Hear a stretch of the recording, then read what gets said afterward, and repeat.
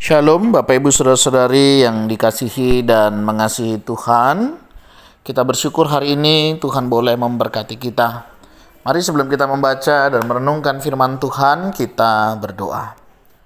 Tuhan, terima kasih, kami bersyukur hari ini Engkau boleh berkati kami. Kami boleh ada sebagaimana kami ada, semua karena berkat dan kemurahan-Mu. Sebentar kami akan membaca dan merenungkan firman-Mu.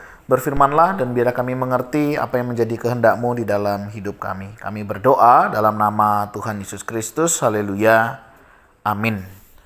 Ayat bacaan kita hari ini terambil di dalam kitab Injil Lukas pasal ke-21 ayat 34 hingga ayatnya yang ke-38.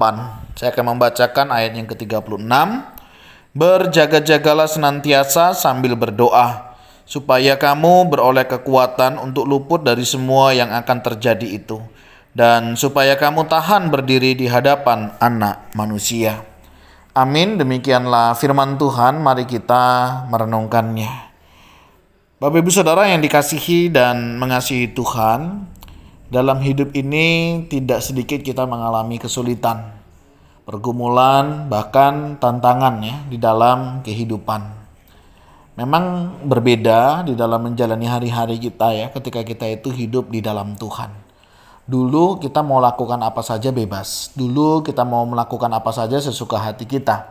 Tidak ada rasa takut, cemas, atau khawatir. Karena kita berpikir ya sudahlah, semua orang juga melakukannya. Tapi hari-hari ini semakin kita mengerti firman Tuhan, semakin kita tahu, kita rindu tidak lagi menyakiti hati Tuhan.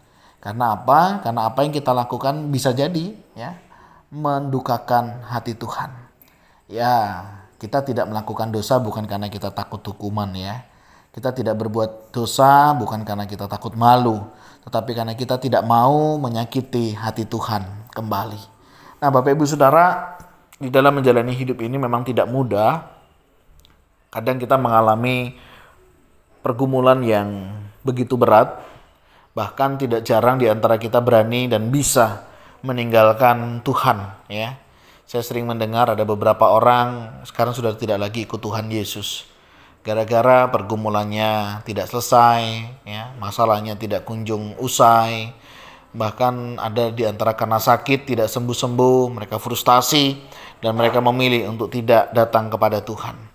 Nah, Bapak Ibu Saudara, hal-hal demikian memang tidak bisa kita hindari di dalam hidup ini. Tetapi bagaimana semestinya kita menyingkapinya? Nah, firman Tuhan hari ini memberikan satu nasihat yang luar biasa. Yang pertama adalah berjaga-jagalah senantiasa. Nah, firman Tuhan mengingatkan kita untuk apa? Berjaga-jaga. Artinya apa? Kita mesti waspada. Ada banyak hal, segala kemungkinan bisa terjadi. Oleh sebab itu, apa yang perlu kita lakukan? Waspada.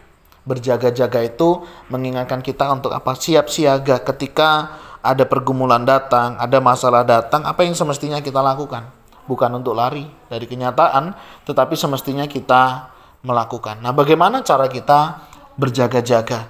Yang pertama, kita harus siapkan iman kita. Artinya kita siap menghadapi segala sesuatu dengan satu keyakinan bahwa segala perkara dapat kita tanggung di dalam Dia yang memberi kekuatan kepada kita. Nah, keyakinan ini penting Bapak Ibu Saudara Ketika kita tidak lagi yakin, kita menjadi orang yang ragu, kita nggak akan mungkin berjaga-jaga dengan baik Seperti seorang penjaga malam begitu Mereka akan selalu waspada melihat segala gerak-geri situasi kondisi yang terjadi. Tentunya kalau kita berjaga kan tidak tidur Nah, itu juga yang semestinya ada. Artinya apa? Ada kewaspadaan. Curiga boleh, tetapi jangan sampai kecurigaan kita itu mengganggu kehidupan kita. Dalam kehidupan berelasi, kita perlu kok mewaspadai. Ini kira-kira persahabatan kita mau kemana Kalau kira-kira persahabatan kita tidak menjadi lebih baik, nah lebih baik jangan deh. Karena itu cukup beresiko. Bagaimana hubungan kita misalnya dengan Tuhan? Kalau belakangan semakin tidak baik, berarti kita perlu waspada Jangan sampai justru kita semakin jauh dari Tuhan. Kita kan bisa mengukur di dalam diri kita. Misalnya dalam hal relasi. Bagaimana relasi kita dengan orang-orang di sekitar kita? Bagaimana relasi kita dengan Tuhan? Apakah masih ada kerinduan untuk kita baca firman, dengar firman, berdoa, mendoakan orang lain?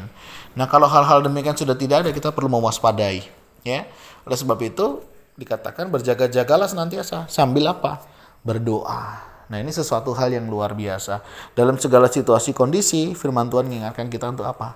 Berdoa. Kenapa kita berdoa? Itu adalah wujud kebergantungan kita kepada Tuhan. Doa bukan ngatur Tuhan.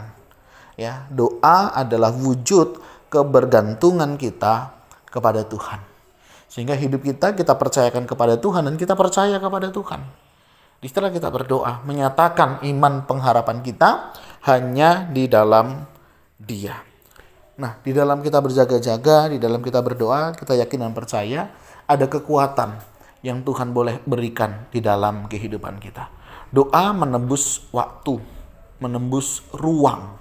Ya, mungkin kita berdoa dari tempat ini, berdoa untuk orang lain nun jauh di sana. Saya yakin dan percaya Tuhan mendengar dan Tuhan akan menyatakan kehendaknya. Dan ini menjadi kekuatan di dalam kehidupan kita. Nah, mari Bapak Ibu Saudara, saya tidak tahu nih apa yang menjadi tantangan Bapak Ibu Saudara yang hari-hari ini sedang dihadapi. Ya, apapun yang terjadi, tetaplah waspada. Tetap berjaga-jaga dengan apa? Setia baca firman. Setia mendengar firman, setia merenungkan firman Tuhan, setia melakukan firman Tuhan. Itu adalah langkah antisipasi kita. Sehingga ketika kita menghadapi permasalahan, menghadapi pergumulan, kita sudah tahu bagaimana semestinya kita melakukan. Karena apa? Karena firman Tuhan sudah menolong dan menuntun kita. Yang kedua, dalam kita berjaga-jaga dan waspada, yaitu jangan lupa berdoa. Berdoa artinya kita sedang menggantungkan kehidupan kita kepada Tuhan. Dan kita percaya kepada Tuhan dan mempercayai dan mempercayakan kehidupan kita kepada Tuhan. Mari apapun masalahmu, apapun pergumulan kita, apapun yang hari ini kita hadapi, mari kita serahkan kepada Tuhan di dalam doa-doa kita. Dan percayalah doa itu Tuhan dengar dan Tuhan akan menjawabnya. Terima kasih Tuhan, Engkau boleh mengingatkan kami, di dalam kami menjalani iman kami, ada begitu banyak tantangan, tapi Engkau tidak membiarkan kami, tetapi Engkau menolong kami, untuk kami boleh tetap percaya dan menyerahkan seluruh kehidupan ini ke dalam tangan-Mu. Bimbing kami Tuhan untuk tetap waspada, untuk kami tetap berjaga-jaga, dan untuk kami tetap berdoa dan berpengharapan hanya kepada Tuhan saja. Berkati jika ada di antara kami sedang mengalami pergumulan, masalah kehidupan, sakit, penyakit, apapun itu Tuhan, Tuhan tetap tolong kami, untuk kami tetap percaya dan berserah kepada Tuhan.